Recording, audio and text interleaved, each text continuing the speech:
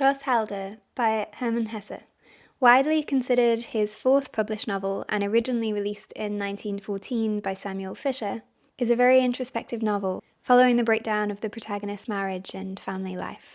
Now, while this may be the case with many of Hesse's work, this one is very clearly autobiographical. And so in this review, I'll be sharing my thoughts on the book, but also how it compares with Hesse's life as well.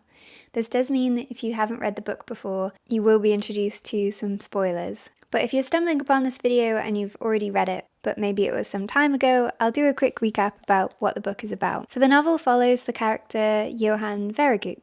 He's this struggling artist living at the family home Rosshalde. Now, even at the beginning of the book, Johann's marriage to his wife Adele is very strained. They're actually living in kind of separate households within the property. Veregut has his own studio and Adele largely remains in the house. The two of them have two sons together.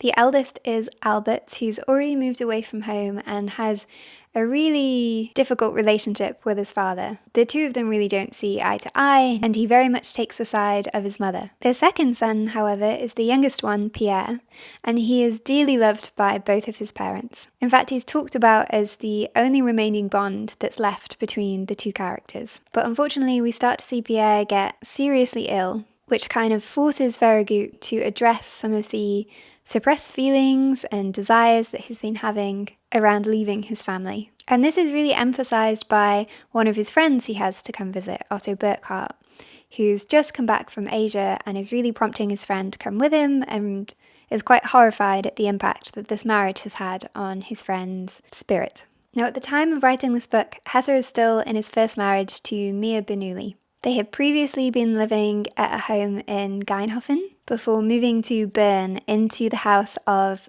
Hesse's former friend and artist Albert Welty. Now, this house that they're in kind of has some bad luck, so we've seen Hesse for a number of years now toy with the idea of moving to Bern. He's already struggling at the house in Geinhofen. He describes it as somewhere that he's exhausted living in. He is fond of some of the memories that he'd had in that home, but once his sons come along, it's no longer fit for purpose. In an essay he writes in 1931 called On Moving to a New House, he explains more about what his homes have meant to him throughout the years. And he talks about how much his first wife Mia had such a remarkable influence in his decisions of choosing a house and where they were going to live. Now, some of this does align with what Hesse envisioned for himself. He very much wanted to be in the country. They idealized some of that peasant-style life, but they were looking for a cottage that was somewhere in between a peasant's home and that of a manor house as well. He describes the influence for these desires coming from people such as Ruskin, Morris, and Tolstoy. They end up deciding to buy some land in Geinhofen and to build their own house.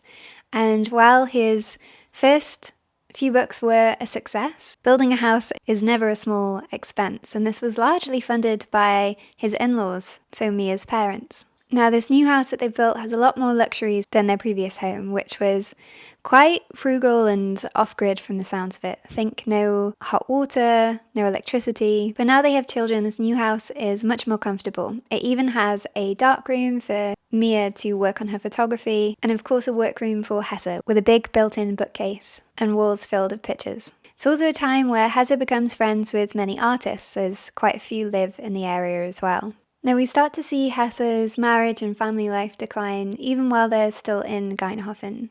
So he says, "But the eternity for which we had built did not last long. I had exhausted Geinhofen.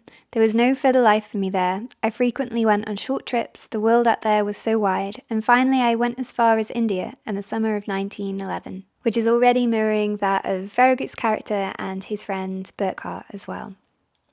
And I loved this continuation where he says, "Today's psychologists, obsessed by baseness, call something like this flight.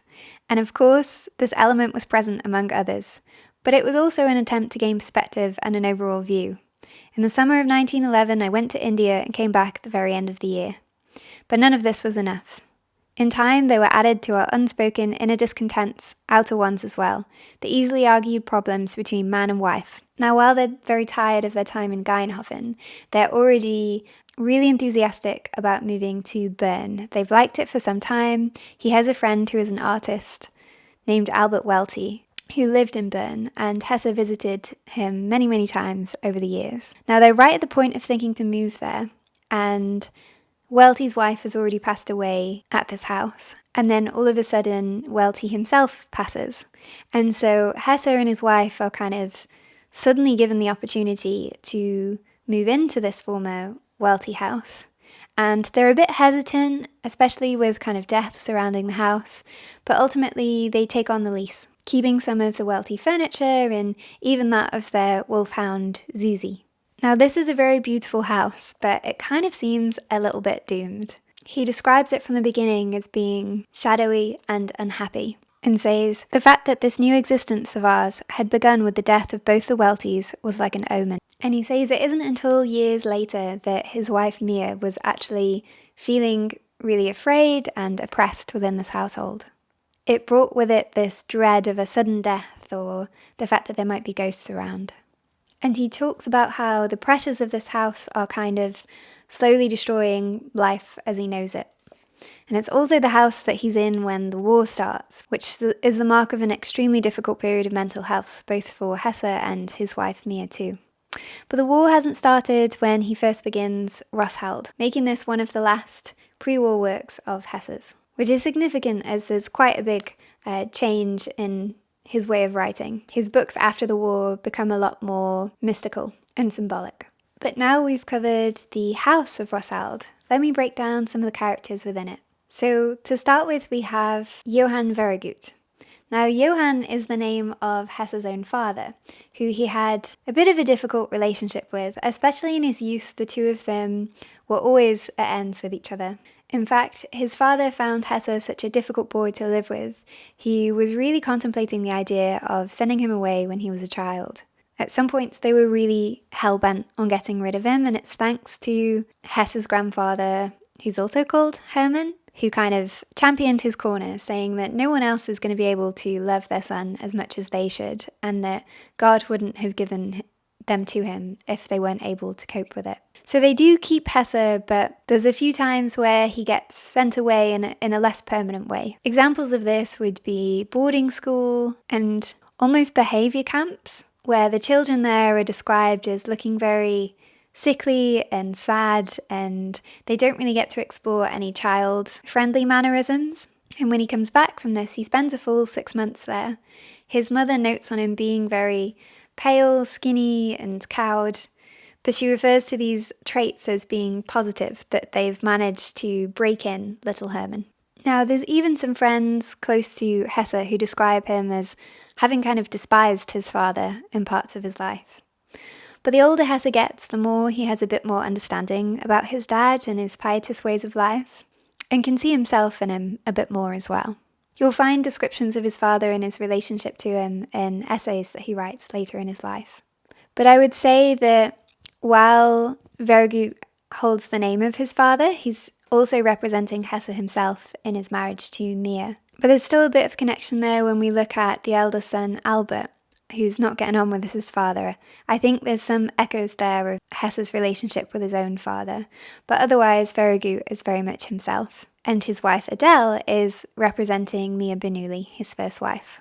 Now, the name Adele is actually one of Hesse's sisters, as it's really remarkable how often Hesse weaves his family names into his stories. We've already seen it with Gertrude and with Hans and Beneath the Wheel as well, both two of his siblings. And this is an incredibly sad book from Adele or Mia's perspective. The marriage match between the two of them in the book is described as never having really been there from the start. And you can argue the same of Hesse's own marriage with Mia as well. The two of them got married shortly after his mother Maria's passing. Now, his wife Mia's full name is actually Maria as well, and the two of them do bear a somewhat striking resemblance. I'll share some photos so you can decide that for yourself. But Hesse hadn't had much experience in terms of relationships or marriage, and so in this book we really get to see how much he's struggling with this and how he kind of comes to the conclusion, or at least writes about the concept of the fact that an artist isn't really made for a traditional life. That artists are almost designed to be inherently lonely, which is kind of following on a little from the theme of his book prior to this one, Gertrude, and you see it in the next book, Nulp, as well. When Veragut is talking to his friend around his marriage, we hear him say, "You know, I had difficulties with my wife from the first. For a few years it was bearable. Not good, not bad. At that time, it might have been possible to save quite a good deal, but I was disappointed and I didn't hide it very well. I kept demanding the thing that Adele was unable to give. She was never very lively, she was solemn and heavy. When there was trouble, she was never able to look the other way or make light of it. Her only response to my demands and my moods, my passionate yearning, and in the end my disappointment, was a long-suffering silence." And he talks about how he's tried to make this work, but Adele is ultimately suffering, and all of his attempts are kind of in vain. She takes the silent route and mostly just plays the piano and looks after her sons, which feels reminiscent of his wife Mia too, as she played the piano a lot, she was really into her music, and she didn't kind of approve of Hesse's career as a writer very much. Bear in mind the two get together before Peter Kamenzian has reached its heights in success. And so Mia went on to view his writing as being a bit vain, and I don't think she was truly supportive of it.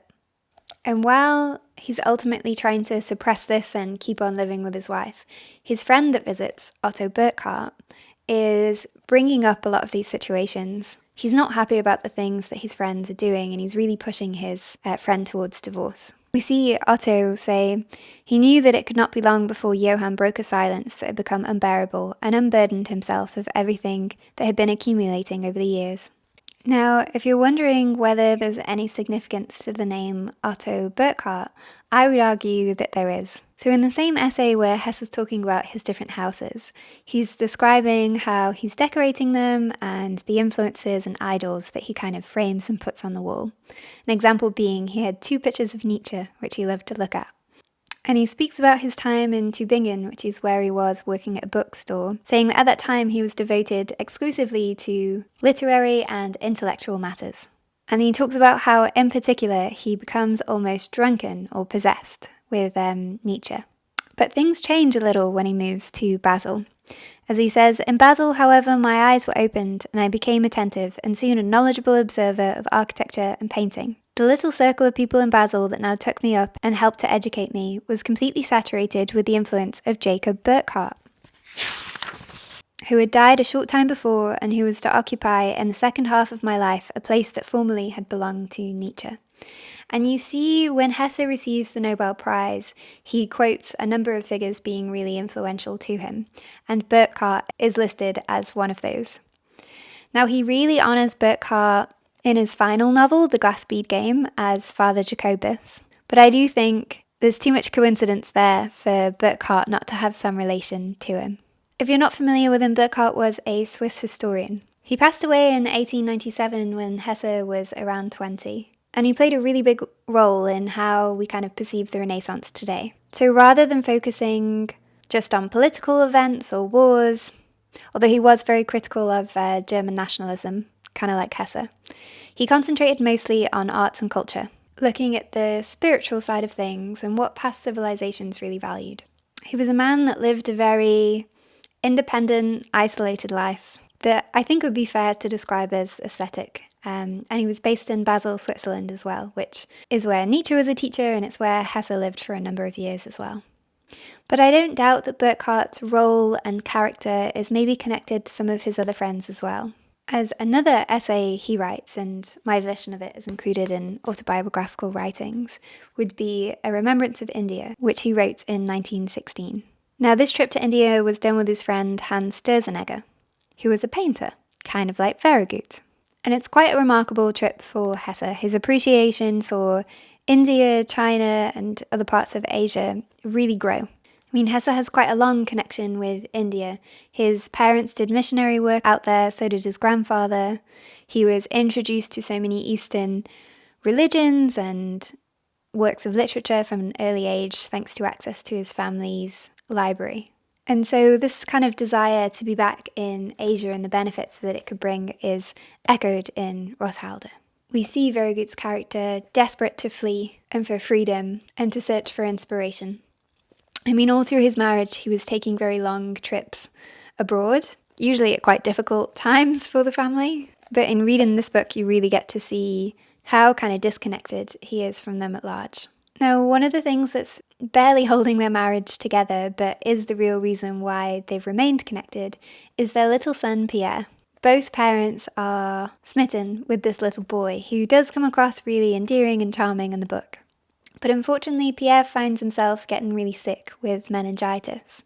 And rather tragically, he ends up passing away by this. Now, part of the kind of spooky and horrific irony in this is that Hesse's own son, after this is published, comes down with meningitis. Now, fortunately, Martin does survive, unlike Pierre did, but it was a very difficult time for the family. I think it was mostly Mia who was looking after him. He describes her as always having the curtain closed and being there by his bedside constantly.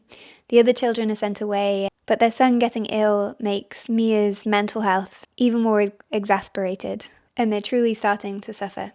In fact, Hesse really struggled with Martin even once Martin was better. Hesse actually found Martin, their youngest son, disturbing. And according to his middle child, Heine, he says that Hesse really detested the boy. He couldn't stand him. And that in contrast to how loving Vergut is to Pierre, who the parents are almost fighting over who should have custody, Hesse took a very different approach with his own son. And according to Heine, he gave Mia a bit of an ultimatum, saying she has to choose. If they don't get rid of Martin, then he himself would leave. So some pretty brutal parenting there. Now, while Hesse was someone who could sometimes be quite critical about some of his works, Rosshalde he kept in really high esteem. So we actually see him write to his friend, the author Stefan Zweig, who is in the process of praising his next book, Nulp, saying, "I'm delighted that you like Nulp in particular. Alongside Rosshalde and some of my poems, it's one of my favourite works." And he keeps this view as well, as even 26 years after the publication, he stated that with Rosshalde, he reached as high as he was ever able to get in terms of literary ability, which is quite a statement to make. And I would say I really enjoyed this book. I was quite taken aback at just how raw it felt reading some of the passages. I felt fully immersed in the breakdown of this marriage and had quite a lot of sympathy for both Adele and for Vergut. And it's interesting because in the book, he does empathize a lot from Adele's perspective. He's aware how destructive the divorce would be and the fact that he would be able to move on from this, to travel, to explore his art, create a new life that he would be happy and independent in. But ultimately, it would be dooming Adele to an even more depressive life. And she's not keen on divorce either. They've discussed it before, but it wasn't something that she wanted.